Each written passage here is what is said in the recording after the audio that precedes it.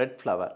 Andrew Pandian இயக்கத்தில் நடிகர் Vignesh, Manisha, Nassar, John Vijay, தலைவாசல் விஜய் உள்ளிட்ட பலரும் நடிச்சிருக்கிறாங்க. இந்த படத்தோட கதை என்னன்னா, 2047ஆம் ஆண்டில் இந்தியா எப்படி இருக்கும்? இப்படி ஒரு கற்பனை உலகத்தை மையப்படுத்தி தான் இந்த கதை நகருது. கிட்டத்தட்ட ஒரு 90 நிமிடங்கள் கிராஃபிக்ஸ் காட்சிகள் படத்தில் வந்து பயன்படுத்தப்பட்டிருக்கு.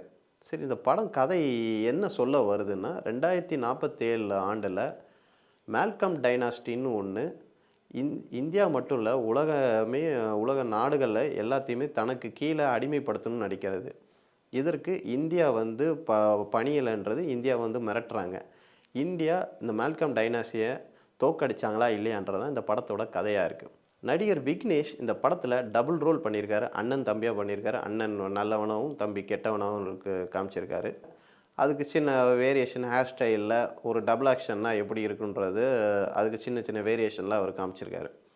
சரி, முக்கியமாக வில்லன் ரோலில் தலைவாசல் விஜய் மிரட்டியிருப்பார்னே சொல்லலாம். ரொம்ப நாள் கழித்து அவருக்கு ஒரு ஹேர் ஸ்டைலில் ஒரு இங்கிலீஷ் பேசுகிற தோனியாக இருக்கட்டும், சரி எப்படி ஒரு ஹாலிவுட் ஸ்டைலில் எப்படி ஒரு வில்லன் இருப்பாரோ அதே மாதிரி தலைவாசல் விஜய் அவருக்கான ரோலை வந்து ப்ளே பண்ணியிருக்கு. படத்தில் என்ன மைனஸ்னா, இது பெரும்பாலான ஆடியன்ஸ்க்கு இந்த கதை புரியுமான்றது ஒரு கொஸ்டின் மார்க்காகவே இருக்குது. படம் ஆரம்பத்துலேருந்து நிறைய பேர் ஒவ்வொரு சீனுக்கு வராங்க, டபு டபு டபுன்னு சொல்கிறாங்க. 2047 காட்டுறாங்க. பெண்களை வந்து அதிகளவு இந்த பெண்களை வந்து அடிமைப்படுத்துறது, இப்படி காட்சிகள் நகருது. ஒரு தெளிவே இல்லாத மாதிரி ஒரு குழப்ப நிலை வந்து சில இடங்களில் இருக்குது. இது படத்தோட மைனஸாகவே பார்க்குது. படத்தில் சில இடங்களில் மனிஷா ஹீரோயின் சீக்வன்ஸோட விக்னேஷ் இவங்களோட ரொமான்ஸ் சீக்வன்ஸ் எல்லாமே வந்து ஒரு கவர்ச்சி மையப்படுத்திய காட்சிகளில் வந்து அமைக்கப்பட்டிருக்கிறத பார்க்க முடியுது. பெரும்பாலும் இந்த படம் வந்து ரொம்ப ஒரு கற்பனை உலகத்தில் எடுத்ததுனால ரொம்ப அது ஃபுல்ஃபில்லாமல் ஃபினிஷிங் இல்லாமல் இருக்கிறத நம்மளால் பார்க்க முடியுது. படத்தோட பெரிய மைனஸ் என்னென்னா, நிறைய கதாபாத்திரங்களை ஜஸ்டிஃபை பண்ணாத மாதிரி இருக்குது. நடிகர் நாசரோட கதாபாத்திரம் சரி, ஒய்ஜி மகேந்திரன், தலைவாசல் விஜய், ஜான் விஜய் உள்ளிட்ட நிறைய கதாபாத்திரங்களை ஜஸ்டிஃபை பண்ணாத மாதிரி இருக்குது.